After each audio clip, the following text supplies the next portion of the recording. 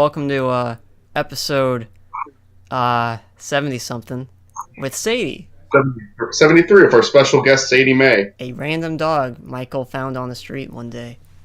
Yeah, I brought her into my home. Mm-hmm. I've been feeding her nothing but Rice. You said rice the other time, right? I don't remember that. Oh, that was what we may have done rice with one of our dogs that was dying, because that was one of the things they told us to get her to eat. Well, thanks for watching DuckCast, everyone. Jesus. This is Sadie Mae, and she needs a bath. Wrong. She needs a bath. Her fur's all messy. She needs to be brushed. Mm-hmm. She had mats, but we actually took care of that for the most part. Good. Yeah, she's a messy dog though. Mm. She gets her fur messy real easily. Before the call, she barked, and the viewers will not be able to hear that. I can get her to bark. I'm gonna just It will be a dream. Wait, pause. What? Back up. What'd you say? Look here. Oh. She's a good girl. Sometimes she's really mean. I'll start the topic off just quickly. We can brush off on this. I said my braces coming off was delayed, and now they're officially off fully. Yeah, you can make YouTube videos again. Nah, probably not. I got them off Wednesday. Today I went back for my retainers, which are just Invisalign. I think they're for temporary for now, like not the actual plastic one with the metal thing or whatever. Thing is that the top one is a bit loose in the back, so I have to come back Monday to get some new ones. They refitted me, but I'm not a fan of I don't know. I did the Invisalign a few years ago, and I just couldn't keep up with it. And this one, at least I don't have to change back in and out and stuff. This is a whatever one, you just keep it. But I don't like the very. I don't think you've had Invisalign or anything like it, a retainer like it, like the plastic thing you just wear. But it's this plastic, I've had the plastic. Yeah. This is not too discussing the show, I don't think. I've had the plastic retainer. Yeah, I've had that. Yeah. It's got these really sharp edges to them, I feel like, and I just don't like them. I don't, but... I like it too. And on top of that, every time you take them out to eat, and after you eat, you gotta... She doesn't like it either. You have to, you have to rinse them with cold water, and then I had to get a new toothbrush for this. I have to, put a bit of hand soap on the toothbrush and brush the Invisalign now, and even brush my teeth before I put them back on, and it's just tedious. I don't like it. Yeah. What's the point of that?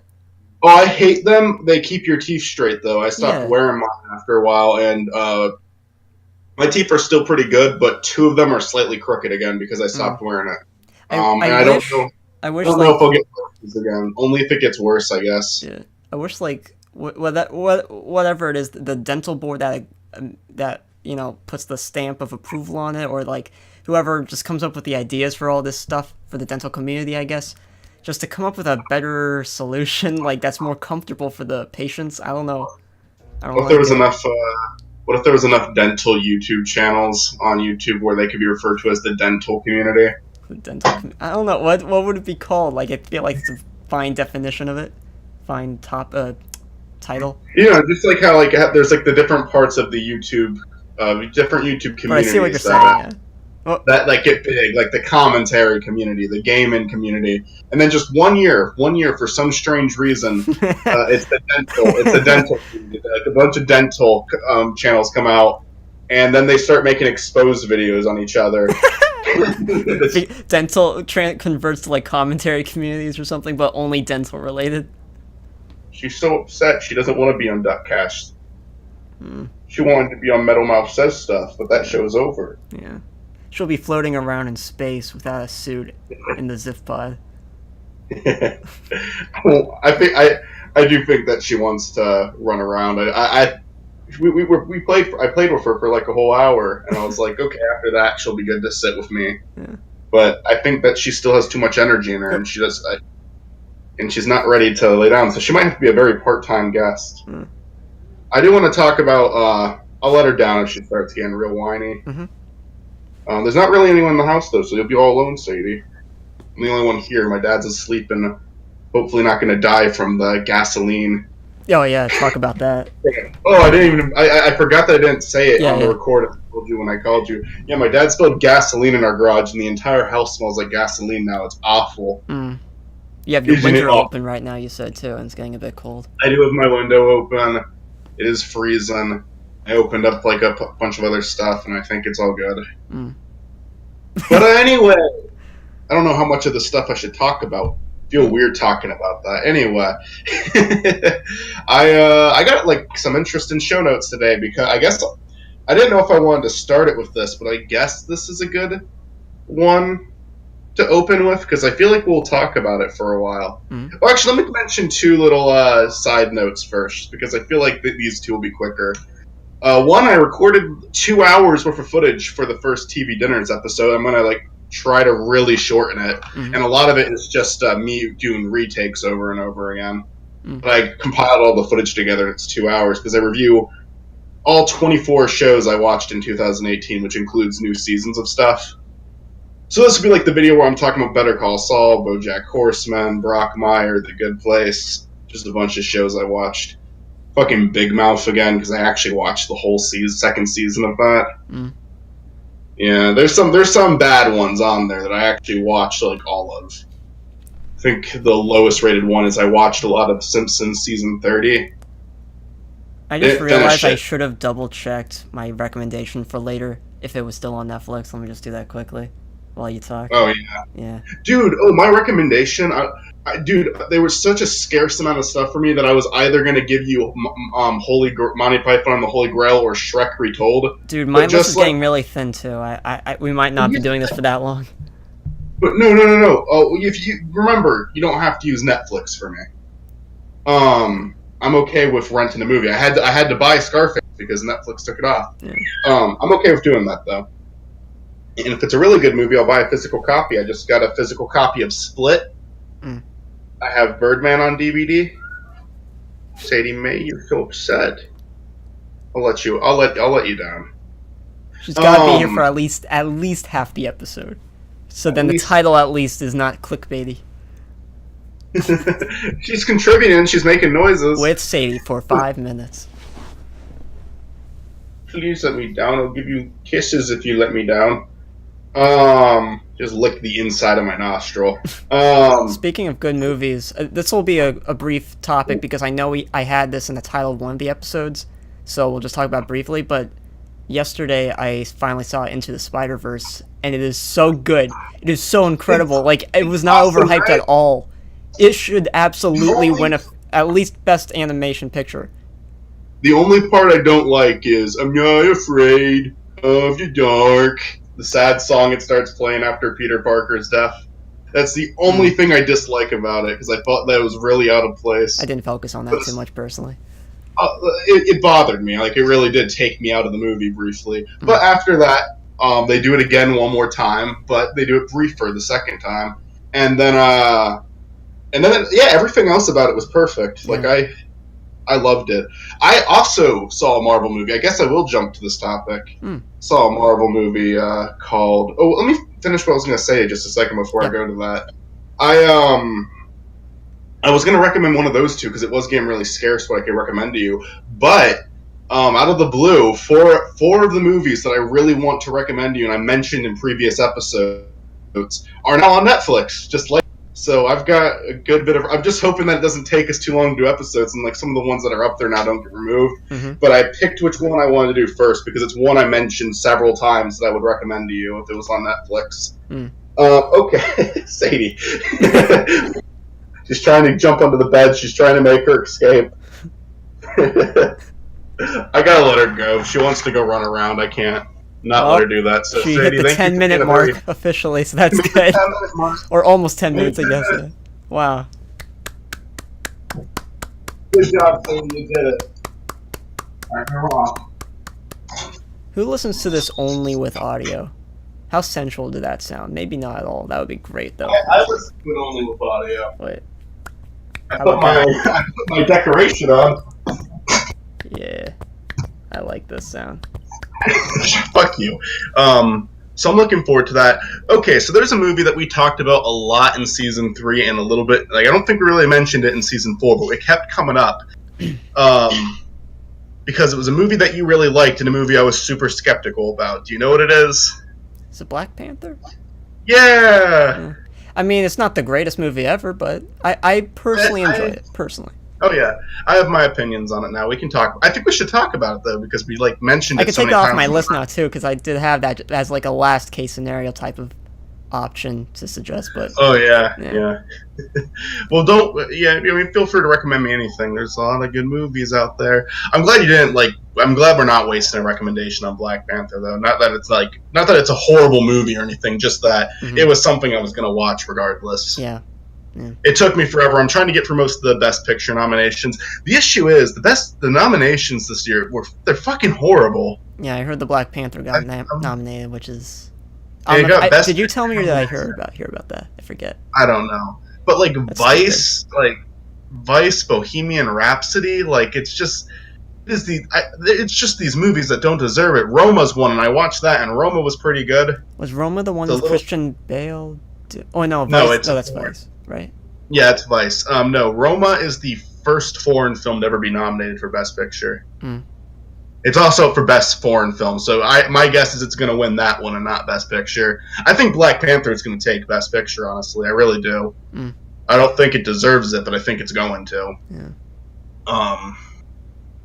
Anyway, so my thoughts on Black Panther are, I think as a whole, it's not a great movie. Now, keep in mind, Marvel isn't normally something that, aside from Into the Spider-Verse, Marvel isn't something that I've ever been like, I like it, but it's never something I'm like praising, you know? I do like, at this point, I can't say that I'm not that into superhero movies, but this one was good because I've said that too many times now.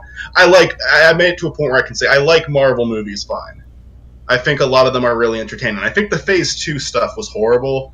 Like, it was just, I think I mentioned this before, it was all these dark gray, bland colors in the films, and it was just, I didn't like any of them, except for maybe Guardians of the Galaxy, but... that and Winter Soldier were, personally, a lot of people's favorites. Yeah. Winter Soldier, I tried watching it. I got so bored, I stopped watching it. But then Phase 3 starts, and I mean, I think Black Panther is better than... I think it's better than a lot of the older Marvel films I watch. But here's my thing. I love the set design. I like the costumes. I think, honestly, I think they're up for awards for set design, and I actually think Black Panther kind of deserves that one, possibly. Maybe there's more deserving films, but that category at least makes sense to me. I think it has really good set design. I really like the colors, the fight scene between T'Challa and his cousin. I'm saying that name right, T'Challa? Yeah. Okay. Like the fight between him and his cousin, like just the lighting in that scene and the colors and everything, it's like really well done. That was my favorite scene in the movie. Yeah. Really good fight scene. I liked the dialogue. It was kind of corny. Still really liked it. The music was good. Like there was some really great scenes in the movie, and there was parts where I was like, oh, okay, I kind of understand why people like this now, and it's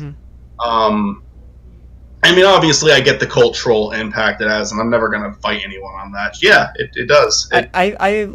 As someone who wasn't, I wasn't the target audience, I could respect it, I can understand why that community was so happy about this movie coming out, even though they kind of made a bigger deal than it should have been, but I could see where they're coming from. I think that the demographic for the film is Marvel fans and the people who care about it as a culture.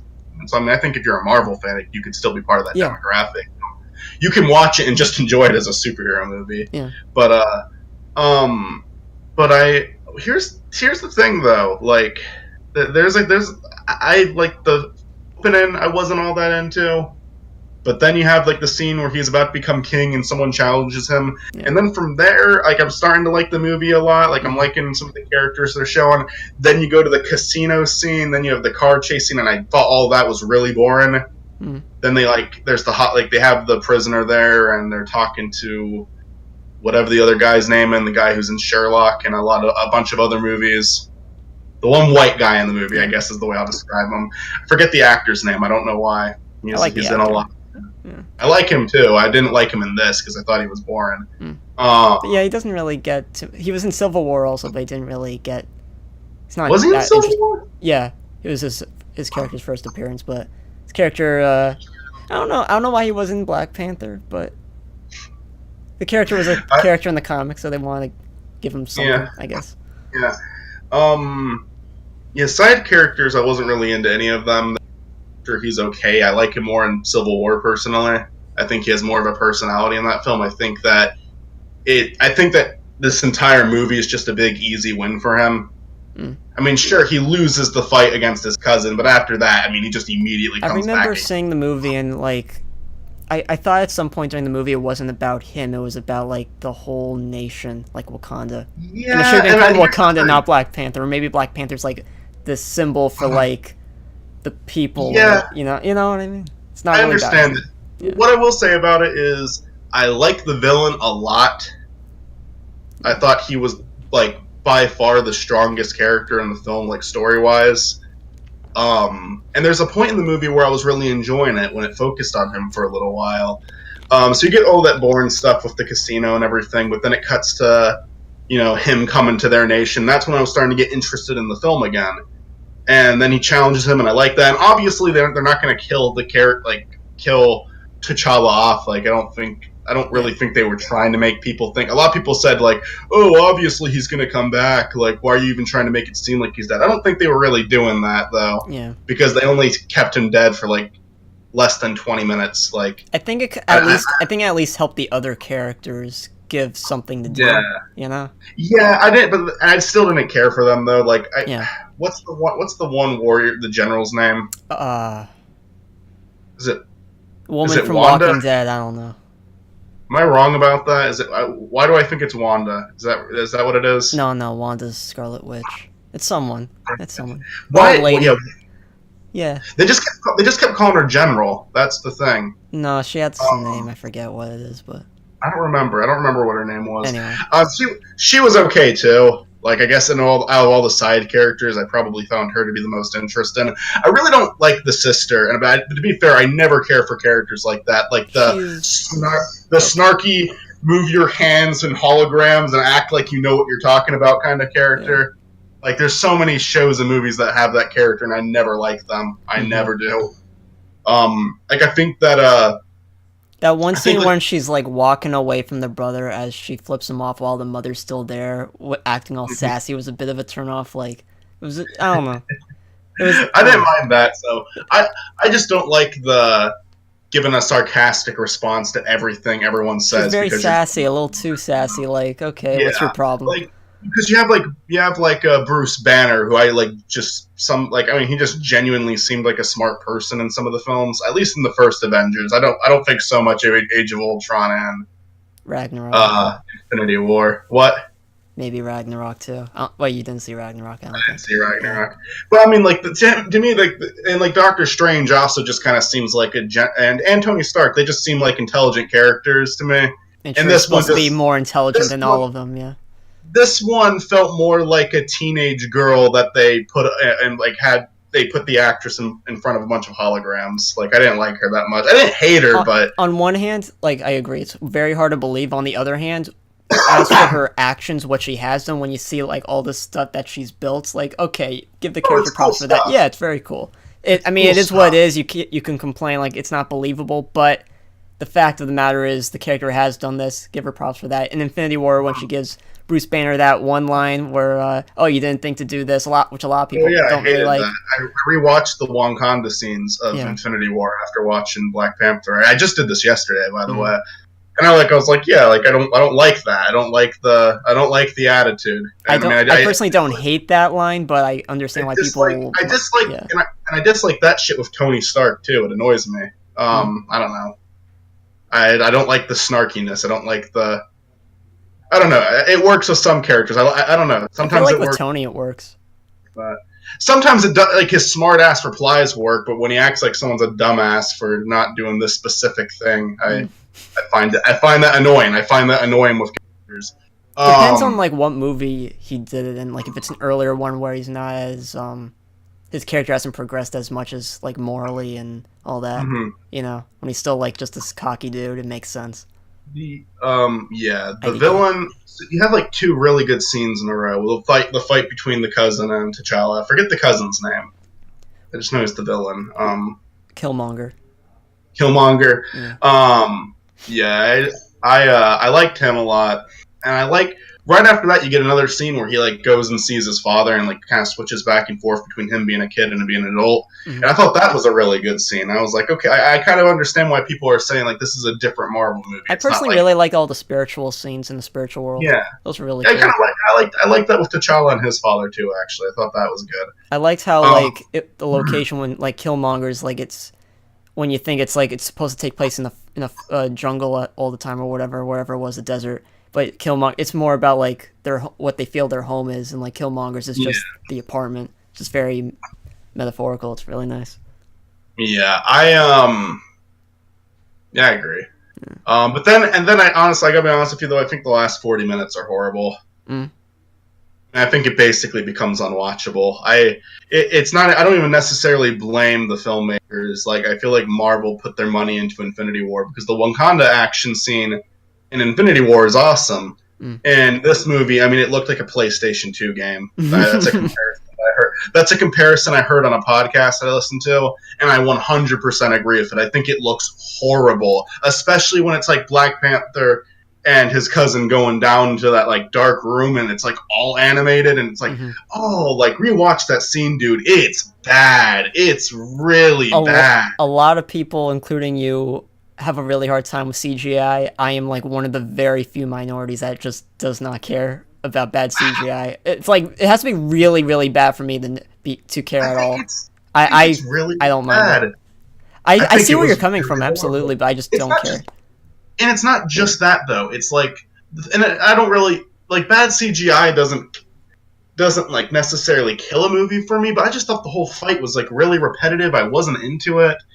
I really wasn't into it at all. You have like that one person who was like a friend of T'Challa's who he has one scene at the beginning, happy that he's in leadership, and they fail to bring Claus. What was his name? Oh. Whatever his name is. Which, by the way, I didn't like that character died. I feel like he should have lived afterwards. I didn't really. Yeah, I mean, I don't know. Like, I love the actor. I love the character's personality. I wish I would have seen him in future Marvel movies, but they killed him off. So that's great. I guess I didn't care about him, but maybe if I knew the actor or whatnot, maybe I'd like him more. Anyway, yeah, but like he fails to bring him back on their first attempt, so because of that, that's enough. Okay, overthrow the king. I hated him. Like I thought he was like a very weak character, and he's like one of the big parts of that big fight on the surface. So I mean, I'm very uninvested in that. And that's a well-known actor recently too, and they bring him on board to be in a Marvel movie, and they give him. Oh, he's an outstanding. He is an outstanding actor, and he plays the character very well. It's just the character's bad. Yeah. Like everything he says in the film.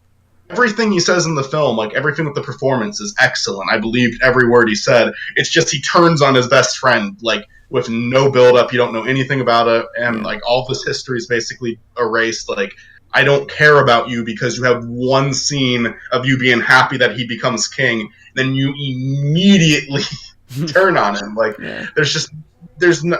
there's nothing there to make us care. Like, I mean, like if you want to see an example of like a friendship being ruined, watch Civil War. There was a lot of build up for that to finally happen between Tony Stark and Steve Rogers. It's impactful.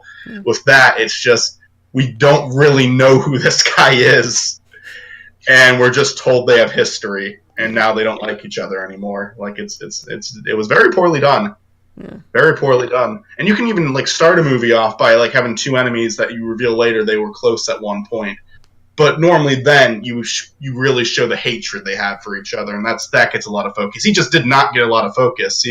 What if Ned did that to Spider-Man one day? You think Ned would? We made a joke in our Derailed podcast when I did it with Austin and Brent on Infinity War. That the movie, because Brent didn't see Infinity War, but he just didn't care about spoilers, and he was hanging out with me the night I was supposed to record with Austin. So I was like, okay, yeah, Brent will be with us, and he doesn't. And me and Austin told him the movie ends with Ned of Thanos being defeated by Star-Lord, and Ned putting on the Infinity Gauntlet Mm. and destroying half of humanity. Nice image. Yeah, very nice ending. We made sure to say that Star-Lord was the one who defeated Thanos, aka the only reason that they lost in the first place. I'm serious. I understand he was upset, but that's on him. I blame him for that 100%. I don't even. We're getting another movie. I thank Star-Lord. Thanks, dude. Who cares? Yeah, you know what? No, fuck you, Star-Lord. Fuck you. I'm underwhelmed by this movie, honestly. I mean, like Endgame, I'm excited for it, but I'm just like thinking, like, a lot of my favorite characters aren't going to be in it.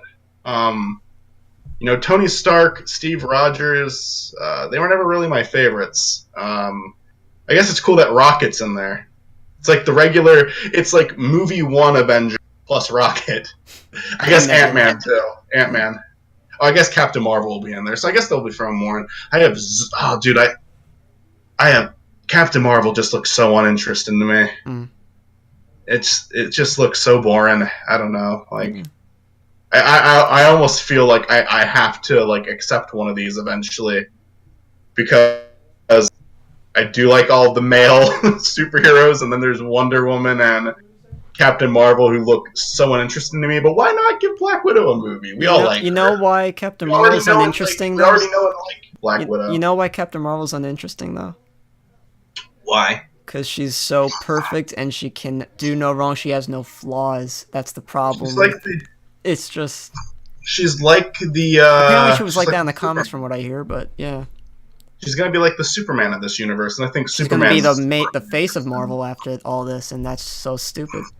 And all the press and marketing behind it is just falling flat on their face, in my opinion.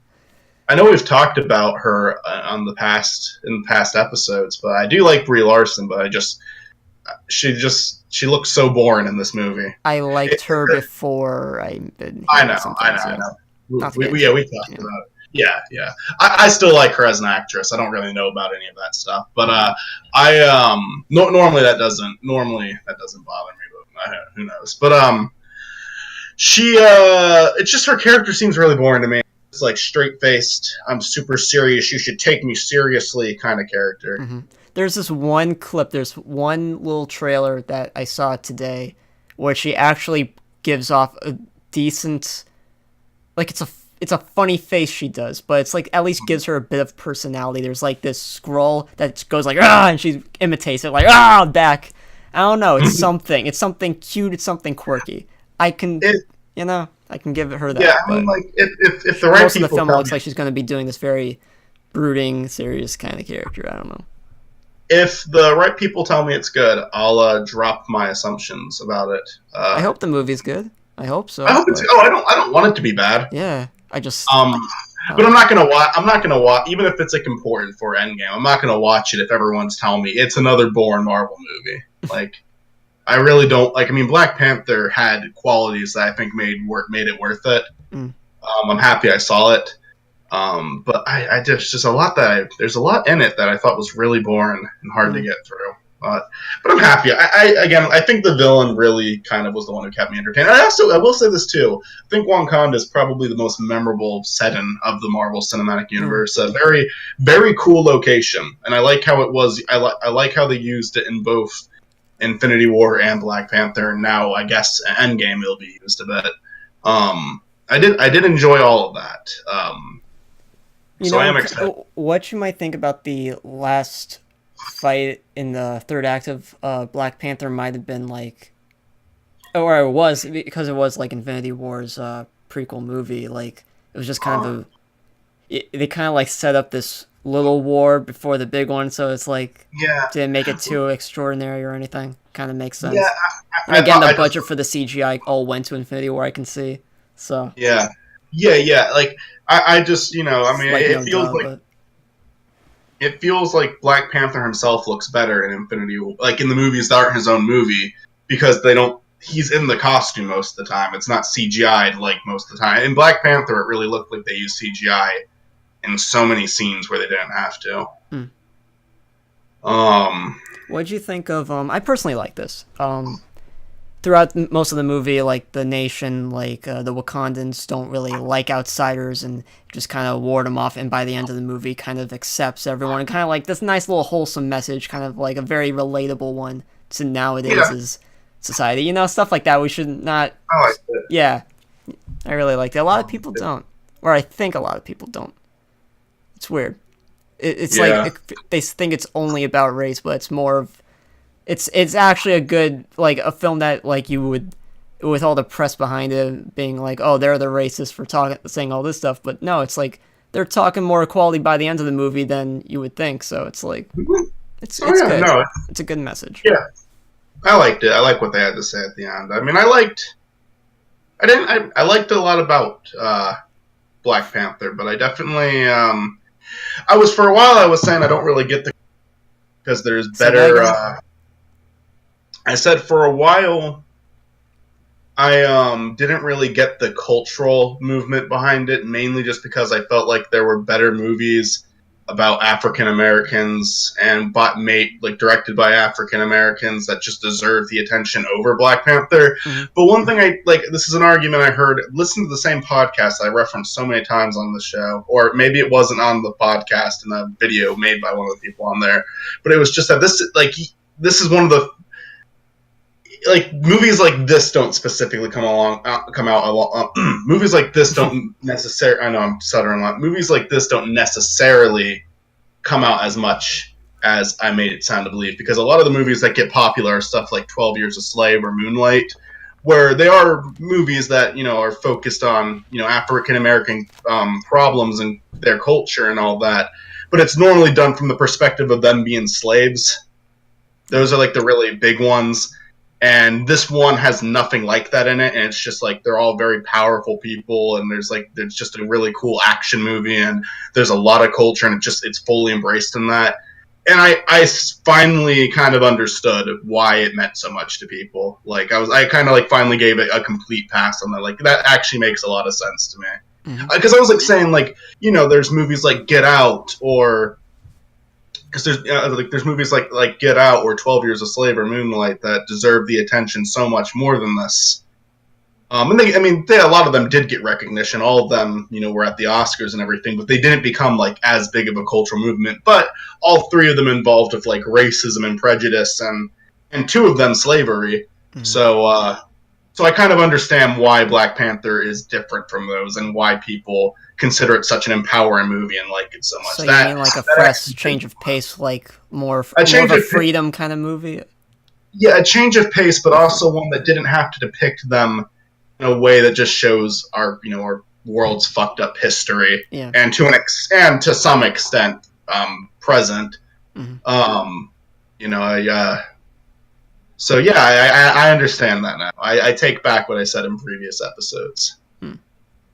So cool. I give Black Panther a 5 or 6 out of 10. I don't know. Fair enough. But I think probably a 6. I'd say it was above. Average. What do you think? When I remember going out of the theater after seeing it, and I was thinking back on Guardians 2, Spider-Man: Homecoming, comparing it to stuff like that from Phase 3. Comparing it to those, do you think it was better or not than any of them? Because when I walked out, I personally was like, oh, okay, this is better for me, better than these other ones, or maybe just as good, but for because at least it tried a decently relatable message by the end of it, and the other movies didn't attempt that for me. Here's the thing, I don't know about that, because Homecoming I'd kind of put on a similar plate. I gave it a 7 out of 10 initially, but honestly, Homecoming, should be a bit. Homecoming is kind of a bland movie. Uh-huh. It's kind of a bland movie. The character's really good. That's what it's got going for it. But it's not really there's not really any interest in action in it. It's shot in a very boring way. And when I think about that fight scene between T'Challa and what's the other guy's name again? Killmonger. When I think of that fight scene, at the very least, it gave me that one scene that I thought looked incredible. Mm-hmm. I thought it was a very good scene. And there was a few other scenes in the movie like that where I was like, this is really cool. I like this. I'm into it. But I don't think Homecoming had that at all. I don't think it had one moment like that. Mm-hmm. But at the same time, I think I more consistently enjoyed Homecoming just because I did like following that character so much. I like their rendition of Peter Parker. And then Guardians 2. Infinity. Guardians 2, I would say I like more than both of these films. Infinity War, is my favorite Marvel film, not counting in the Marvel Cinematic Universe. Infinity War is my current favorite. I didn't see Thor Ragnarok. I'm not that interested in Thor Ragnarok. I tried watching. I stopped watching. Sorry. Ant-Man and the Wasp is out on Netflix now, which is a very okay movie, just as okay as the first one. But I might like Black Panther more. Excuse me. I might like. This might come as a shock to some people. I might like Black Panther more than Civil War. The thing is though, there's 2 scenes in Civil War that I think are fucking, 3 scenes in Civil War that I think are fucking awesome. But I think aside from those scenes, I just think so much of it is fucking boring to me. I'm just not. I guess I really just don't think I am interested in Steve Rogers as a character. I think that's what it really comes down to. I find him boring. But I love obviously the airport scene is incredible. I like the first chase scene where I think that's the first scene we really see Black Panther in costume. And then the final fight between Captain America and Iron Man is cool. The thing about Captain America is that it, apart from all the other characters that are very sci-fi and fantasy, he's very grounded and very soldier, special ops, modern day, spy kind of guy. Yeah. Just not as colorful also. Surrounded by people who also are not that colorful also, just very gray kind of characters, but more on the realistic side, kind of like Agents of S.H.I.E.L.D. It's just another really gray movie. But I personally am... I like that tone personally. I gravitate more toward that. But, yeah, I'm patient enough. I don't know. And Homecoming was kind of bland like that, too. It just kind of had a less gray environment. They shot in a more colorful setting at the very least. I feel like Spider-Man movies should have a lot of color more than any other superhero film. Spider-Verse got that. Yeah. That setting for the final fight was incredible. That shot with Kingpin and Miles just standing off at each other. Oh yeah. When that scene happened, I'm like, oh, I'm glad that scene when he's holding Peter Parker before he falls into to go back to his universe. Don't let Peter stay. Let Miles do this on his own. Let him be a strong character on his own. Let him fight Fisk 1-on-1. Let this fight carry out for a good long while. Don't let it be quick. Let Kingpin be a mighty force, and they did justice. They did so. Miles could potentially. I'm serious with this. Miles could potentially be my favorite character I've ever seen in a Marvel movie. Apparently this film did the character Miles justice, because I've heard a lot of people don't really like the character, but this film they gave him a really interesting beginning story here, and I don't know, personally for me, if they did a sequel not even related to the Spider-Verse at all, just him, I would watch it. Well, just continuation.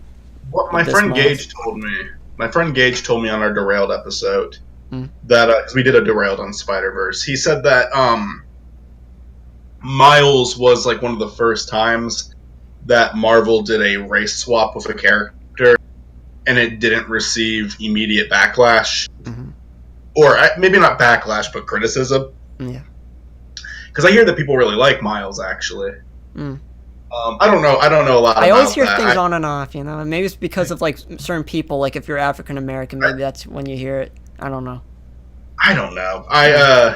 I enjoyed Miles as a character a lot. I liked the relationship he had with his dad. I thought the stuff with the uncle, that surprised me, because I was honestly, I was expecting that was going to be, when I found out the villain was the uncle, it's you know what, their relationship was too rushed. I was just thinking in the theater, but then really when I see what they do with it, how it all ends off, I'm like, you know what, no, they showed plenty enough. They showed a perfect amount. I love that all the scenes leading up to that reveal, I was getting the suspicion that he was going to be the Prowler, and when that reveal happened, it was very satisfying, and also just about the character too, the theme, that I read online, apparently the sound designer took a audio clip of like an elephant scream and like lowered the bass a bit, so it sounds very robotic and alien at the same time. So it gives this very interesting howl, kind of like "I'm coming for you," kind of very terrifying, because apparently that's an elephant's war cry or something when he's about to kill you. So he chose that as like the Prowler's theme or something. It's so good. Yeah, I really enjoyed it. The Uncle dying, I saw coming because it was a very mirrored version of Uncle Ben. Kind of saw that coming. It was handled very well. There was a part of me that was worried that once he found out Miles was one of the Spider-Men, that it was just going to turn out that it was going to be shock value, and it was just going to turn out he's this real douchebag. But then when he he just puts hands up, like I was like, oh, what a. I love how there was like very little hesitation. There was very little hesitation with Kingpin pulling the trigger. Also, kill him. Waits like maybe 5 seconds, and then no, you didn't listen to me the first time. You're dead. I love that in the movie too. Like none of the characters hesitate. That's one of my least favorite things of villains. And the thing is, movies still do that. The whole thing, as horrible as like easy it is to make fun of, as much as people make fun of it, movies still do that all the time, where the villain hesitates for some unknown reason, whether it's to explain their plan or just to kind of do an evil laugh or something like that. Mm-hmm. And then within that time they hesitate, someone finds a way to stop them. I hate that so much. The fact that an animated kids film pulled this off compared to most other films is so good. For Kingpin, he doesn't really hesitate. He's about to kill Miles, but then he starts like, you have all these different versions of his wife and kid seeing him, and they all see him the same way. Yeah. And it's just like, and that's what gets him. That's like, and that's a good way to do it. That's a good way to do it. I remember the first time in the theater I went, was when he, that scene where he's just staring down at the first Peter Parker, and just, boom, just done. Like, it was so shocking. Like, the original Spider-Man died. Like, what? It was so shocking. I didn't wasn't expect that at all. Expecting like there to be a Spider-Man that died, because they don't show that in the trailer. Kudos to them. Like I was like wondering like, oh, this Spider-Man's blonde. In the trailer he wasn't blonde. That's weird. Okay, I don't know what's up with that. But when they kill him and then they're gonna bring a new guy. But it was so shocking. Like they never brought the original one back either. Like deep down, it was like, oh, please do something stupid like bring him back. But by the end of it, I'm like, no, that's stupid, Zach. Don't think like that. No, good thing they did. That's really good with this movie too, because it had consequence. Yeah. Peter Parker doesn't come back to life. Miles' uncle doesn't come back. To be fair, all the other Spider-Man movies did the same thing. But this was a movie where they could make an exception because of it being the multiverse. They could find a way to bring him back, but you die in the movie, you're gone. I also like another thing, like with most multiverse kind of stories in either TV or film, usually people travel throughout the multiverse and nothing bad happens to them. The time and space continuum is perfectly fine, but in this one, their atoms are falling apart and everything. They have to go back, and it's like, as a viewer, you're like, oh, it would be great if there were more sequels with them pairing up again, but at the same time, there is a consequence, like you said, to that, where it's pretty much impossible. It's, like I said, if there is a sequel, I am fine with it just being about Miles and whatever characters from his universe that they do. I'm fine with not bringing any more Spider-Man for a sequel. I would be okay with that too, because Miles absolutely proved himself as an interesting character. And interesting. They definitely won't. They're going to bring the other characters back, but I'd be okay with it too. I would be. My favorite. Let me ask you this. I feel like we both are going to have the same answer on one of them, but the other one I'm genuinely curious.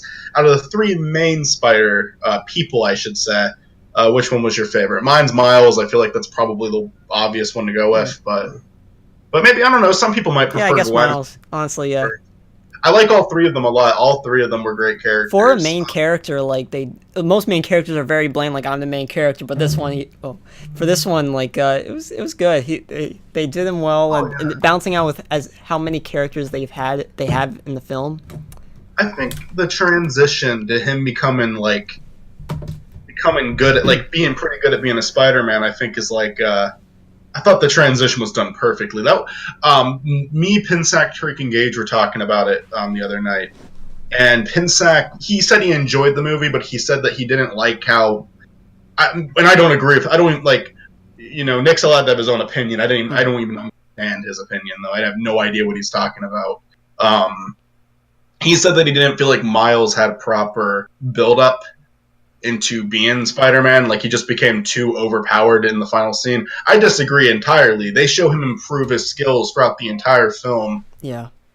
And it's really just like the only thing that he's lacking is he's getting very good at it when he's confident, but when he loses that confidence, he's not able to pull the he needed that push from someone he cares about. He cares about whose opinion he cares about. That one scene with the dad across the door. Oh yeah, yeah. That was very impactful. That was heart-wrenching. That was a phenomenal transition though for his character as well. It was a. I love the dad. I love the dad character too. He was so good, like so chill, so chill, but also just very real. One of the only things in the movie that made me want to freaking cry. It was just like it was so sad, man. There's some of the clips online on YouTube. I was watching some today, and like the voice acting. I don't know. I don't know about any of the cast, by the way, from the Spider-Verse movie, but like I don't know if these are voice actors or actors who were asked to audition to play these roles, but like whoever voiced the dad, like the scene where we were just talking about across the doorway thing, like when he's like telling him, hey Miles, like something happened today, about the uncle, like the tears in his voice, it was very. You didn't need a camera on the actor. He was able to portray it so well in his voice, and it was it was good. It was really great. The performance, I don't know, it was just so authentic. It was so organic. Everyone, like the first scene when he's like when Miles is like listening to his music or something, which helped the animation too, or the animation helped with too. The little like when he's just singing along. It's just little things like that they do throughout the movie. It's an animation picture with dark themes, and they're also able to bring in that organic, authentic feel from the voice acting and even the animation that pulls it off so well. So many departments succeeded in this. Peter Porker had potential to be like that one character who was just kind of takes away from being perfect, but honestly, they kept him to a minimal and they used him well when they did use him. I was gonna ask, like cartoons. You don't like cartoons? I like John Mulaney a lot too. He makes me laugh. I think he has a very goofy voice and it makes me laugh just hearing his voice. He works with Nick Kroll a lot. I find Nick Kroll to be irritating, but he's like the funnier part of that duo. There's out of the three side Spider-Man, like the three side Spider people, the one that we don't really get to know that much, but they're just kind of there for fun. Like Noir Spider-Man, Penny, or Porker. Which is your favorite? At first, it sounded like it was Nicolas Cage. Was it Nicolas Cage? It was. It was. Some lines I didn't think it was, but like the first few lines, I was like, "Oh, that's definitely him." In 2018, so funny. Nicolas Cage voiced both Superman in Teen Titans Go and Spider-Man. That's so good. He got to be two of the most iconic superheroes of all time. I love that one line that's like when they're doing the backstory stuff, like when there's just quick dialogue. He says this one line like, "I like to burn my fingers just so I could feel something for once," like just something so stupid. So was Noir your favorite? He was my favorite of the side Spider. He was so dark and brooding for no reason or something. I don't know. It was great. I liked the Rubik's Cube metaphor with him. Yeah. So good. I don't know what this means, but I'll figure it out someday. And I liked Penny and Porker too, but yeah. There was a really dark line from Peter Porker that got cut out of the movie. I read an article about it. What was it? Where the reason they cut it is like the thing is it got a ton of laughs and test screens, but they cut it out because they felt like it was too serious of a scene to insert this humorous line into. But he basically like remember when all the characters are talking about someone.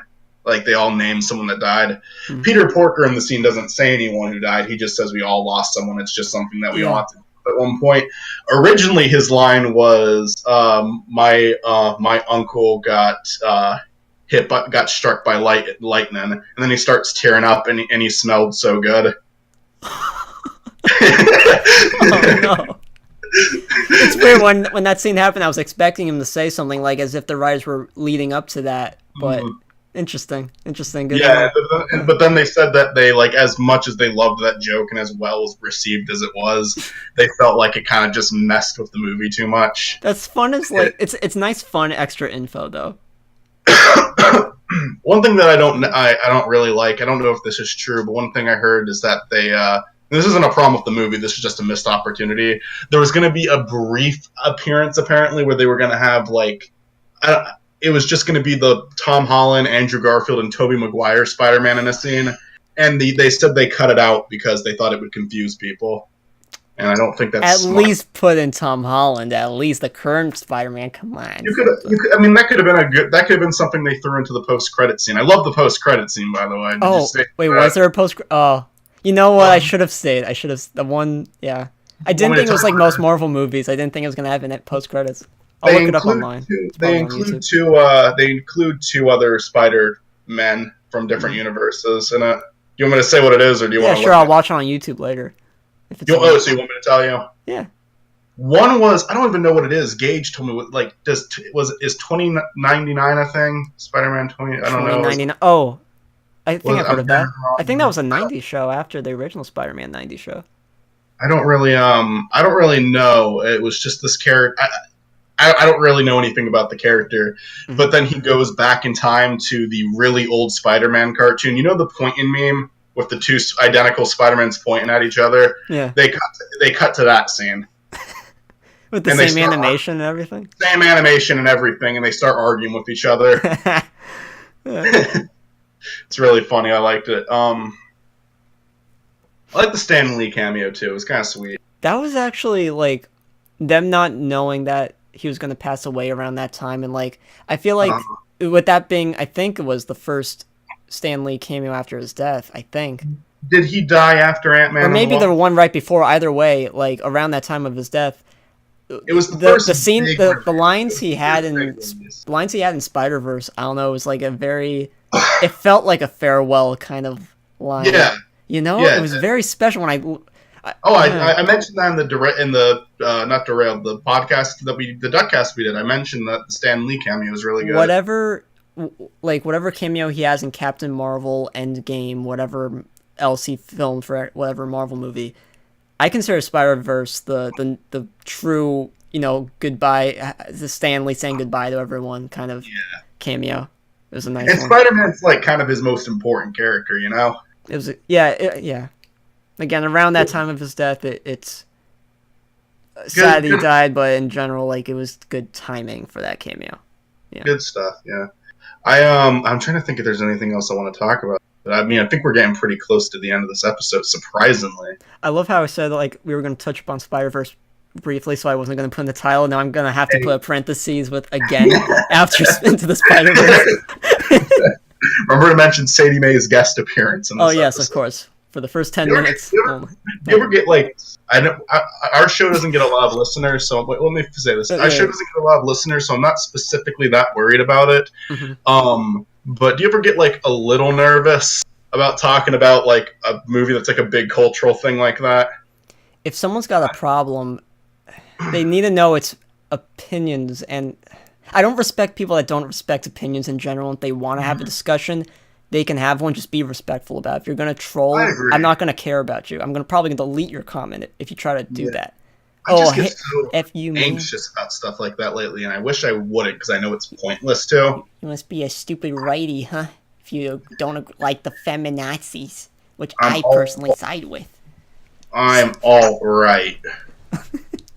I voted for Donald Trump. Orange man bad.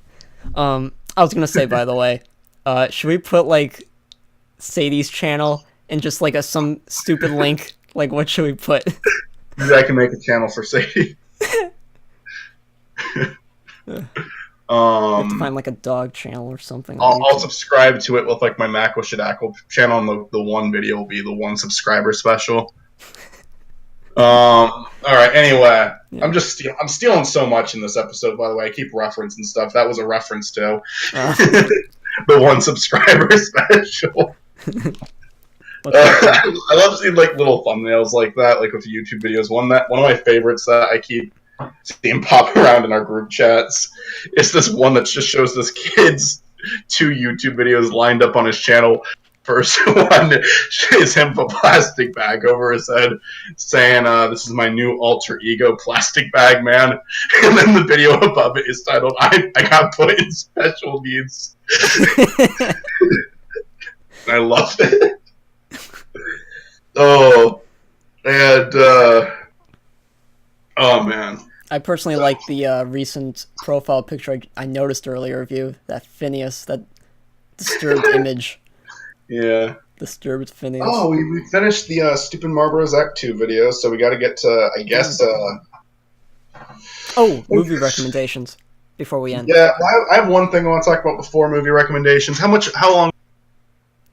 We have 4 minutes left until an hour. Okay, so we'll wrap it up. I want to talk about one more thing real quick, just because I think it's funny. I don't think this will happen, by the way. Chris gave me a prop. Me and Chris were in a pretty long call last. I actually recorded something, and I'm going to make a video out of it. It'll take a while, but I'm going to do it. And he gave me a bit of a proposition, and I don't know. I don't think this has happened. I just think it's kind of funny, so I'm going to mention it. Because he said that there's a chance he might be able to get a Switch cheap or for free. And he said that he would send it to me under one thing. And I feel a little uncomfortable accepting something. Like, I told him, like, even if you do, I'm, like, going to pay you a little for it because it'd be weird because I feel like I at least have to do something for you if I'm going to accept something like that. But then again, I guess what I would be doing, his proposition, I would have to do something I don't really want to do. So I guess it would count.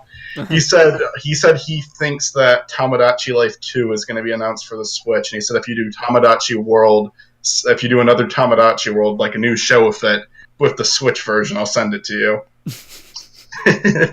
And I was like, okay, sure. If you do that, if you get me a free Switch, I mean, you can take pictures with the Switch. There's a button for that, but you can't take pictures. No, you can. Okay. There's a button on the controller for that. Again. I mean, I could probably. Are they doing a sequel game for the Switch? I haven't heard anything about that. Well, Chris says that he really thinks they're going to. I don't know. I don't know what Chris's source on that is. I haven't heard any rumor about that at all. Yeah, I don't know. Game Explain would have made a video by that by now. Tamagotchi Life was it was successful though, so I wouldn't be too surprised. It's not out of the question, but they tried that one game afterwards and it didn't do so well though. Yeah, it was awful. It was terrible. It wasn't even fun. Like the Tamagotchi Life was, it got old pretty quickly, but I mean, it was pretty fun when I first got it. I enjoyed it for a few weeks. Thing is though, is that it did become a Smash Brothers stage, so maybe it is popular enough. Yeah. Okay. I guess that's it. Like we'll talk about. We'll do our recommend movies now. Me or you first? You go first. Have you seen? Hopefully not. Have you seen Pulp Fiction yet? You know what's really funny about that? I watched the first 30 minutes of Pulp Fiction before the recording. Okay. So if you want that to be your recommendation, I'm probably going to finish it tonight. I saw that I think a month ago. I liked it. Here's the thing. I've never sat down and watched the whole movie, but I've seen so many scenes. I'm 30 minutes into it now, and everything I've seen within those 30 minutes is clips I've seen before. I think there's one small clip I didn't see before, which is the opening scene with them at the diner about to rob the place. I never saw that. The movie's about 3 different stories, by the way, in one movie. So, yeah, it did open up with like a title saying like, I mean, like we saw the 2 scenes, like the 2. The 2 people committing the robbery, then Samuel L. Jackson and John Travolta. Then it cut to like a title of what seemed to be like a first short where he's going to take. Personally, my favorite is the second story. I'll see what you think when you see it, but yeah. I'm looking forward to it. It'll be fun. Cool. So yeah, I'll do Pulp Fiction. That's funny. It's funny you mentioned that because I was actually like, part of me was thinking that like, what if he recommends Pulp Fiction? I'm already watching it. That's exactly what happened. Okay, so mine is now on Netflix. I mentioned this in previous episodes.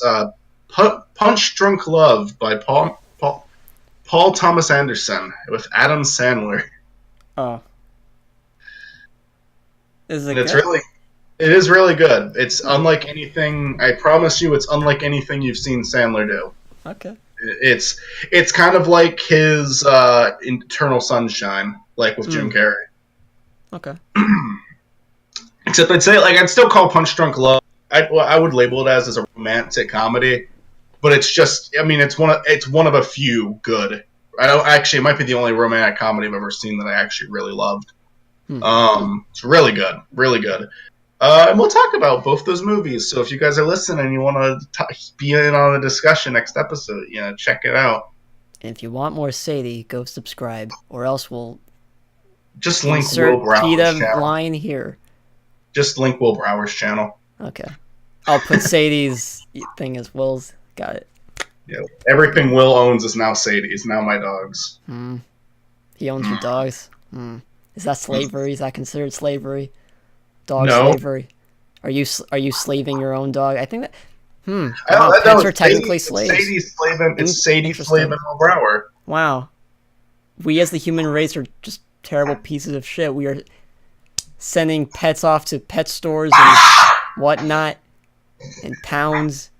In the end, they all go to a home just to be. My microphone clip. You didn't even react to that. Oh wait, can I say one more thing before this episode ends? Please. I wanted to say this weeks ago, but we kept holding it off because we were waiting to do it with Chris and Olivia.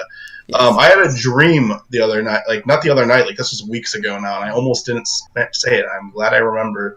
Where me and you, it's the weirdest fucking thing. Me and you are delivering something as if this is a normal thing for me and you to be in person in the first place. Be up in person in the first place. And I fucking it was just a very nonsensical dream. No pattern, no rhythm. It was random shit happened. After this part, something else happened that had nothing to do with it. Me and you were delivering a package, and I drop it, and the shit in the box just goes everywhere, and you just start fucking losing your mind. I have so many dreams. I mentioned Pinsack earlier this year, or I guess it was 2018, but Pinsack just started losing his shit on me because I turned the TV off and asked him to leave my house. And this is just, you were fucking yelling so at me. So everyone in your dreams is just so impatient with you. You just get so mad at me, and you were just you were calling me a shitty person. You were just you are a shitty person, Michael. You are a shitty person. I've been dealing with you for too long. Oh no. And I want you to apologize for being so mean to me in my dream now. No. Apologize. You hurt my feelings, Zach, and I don't care if it wasn't actually. I don't care. You deserve it. I don't care. You dropped it. I demand an apology, or I'm ending the show with you. That was a week's worth of pay for both of us. What do you mean? Piece of shit. It wasn't a dream. What? I just remember waking up that morning. And I just thought, while I was getting ready for work, I think it was when I was getting ready for work, I was just, the entire time I was getting ready for work, I was thinking about that, because it was just Zach was really angry. I don't think I've ever seen Zachary that, because it seems so realistic. Your outburst is what I would picture you getting that angry, but you've never gotten that angry before. I can recall a time where you've been mad with me, or someone else in a conversation that I was also part of, but never even to the point where you raised your voice. Just you're one of the more calm people I know. Oh, one more thing. I mentioned this on the show before too. Gage moved. One more thing. Gage officially moved. He's out of our lives. Oh. No, but I mean, we've literally talked ever since then. I hung out the last night he was here. We actually hung out for 4 hours. It was a nice send off. We did a goodbye dinner for him.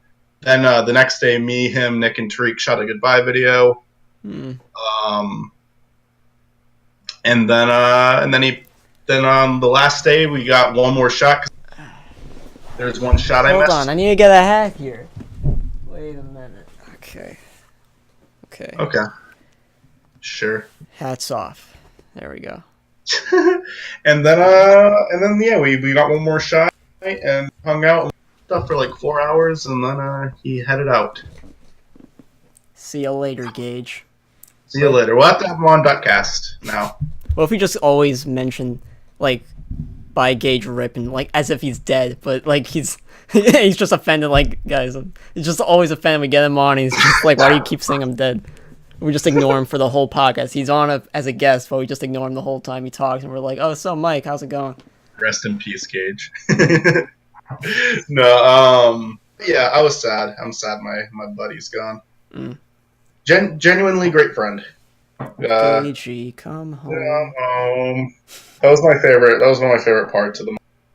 My favorite thing in that video, honestly, and it was so stupid and no one asked me to do it, but it was just when Mario runs to Luigi's body and there's just a bunch of Marios running after him. Do you remember that part? I was confused by that. What was up with that? I just thought it would be funny. I just remembered that. I accidentally caused an echo while editing it, and it sounded like there was like several of them going. I was like, wouldn't it be funny if there was just several Marios running? I didn't understand the context, like what was the joke, but it was no joke. Random. It was funny randomly, but it was random, and I thought it. Sometimes I think acting on impulse is funny because I just had the impulse to do that. I was like, that'd be funny. I'm gonna put that in. My favorite edit that actually had like an explanation because you told me to do it was the baby son from Teletubbies. Because when it hit Mr. L, it started crying, and that was my favorite. Yeah, I like that extra bit of effort there. Chris was in the call. Chris Bonite was in the call with me throughout most of those edits. Yeah. He was probably confused. Yeah, he was laughing at them, so I was just like, okay, I'm this one didn't really look very good, but I still liked it. The edit of Luigi responding to Mario's death. That stupid face. No.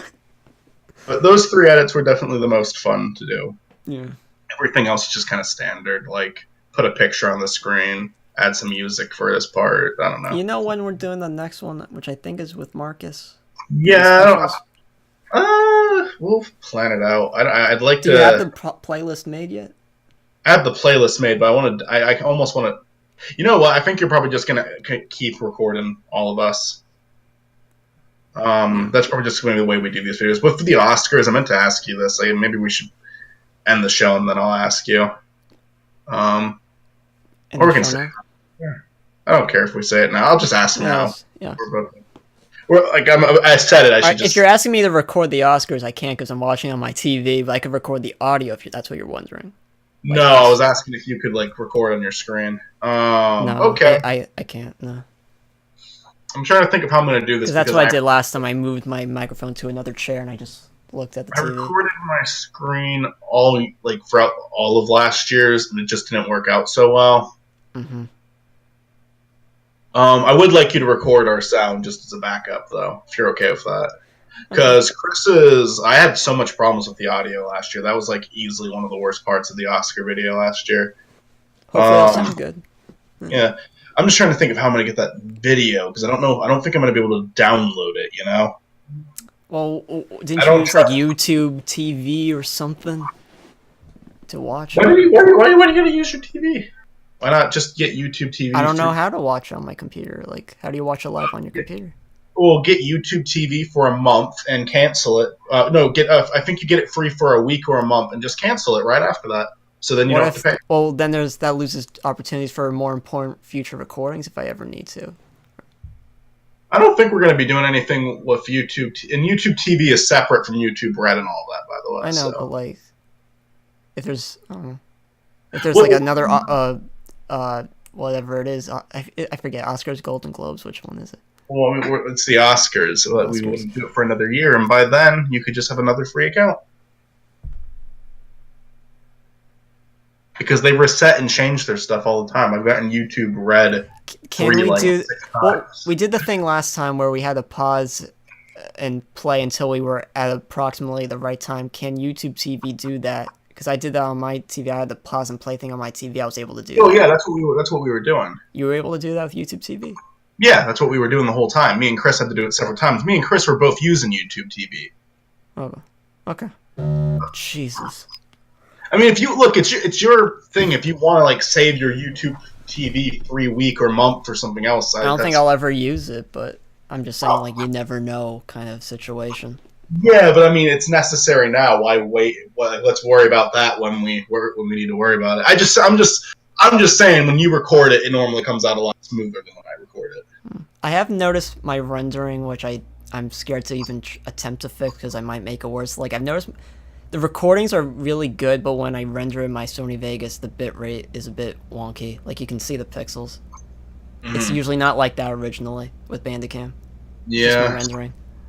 I'll look up if there's what would be nice. When I render it and send it to you, it's going to be like that anyway, so there's no fixing that, but... It'd be best to record it like that, too, because we still record over the commercials, you know? I mean, sometimes comment on the commercials. I'm trying to think about how to go about that. Maybe we should just end right now. We're going a bit too long. Let's just end. Yeah, we'll figure it out. We'll have this conversation for everyone to listen to. Sorry. All right, 73, episode 73. This was what it was, right? Yep. Yes. Thanks for watching 73.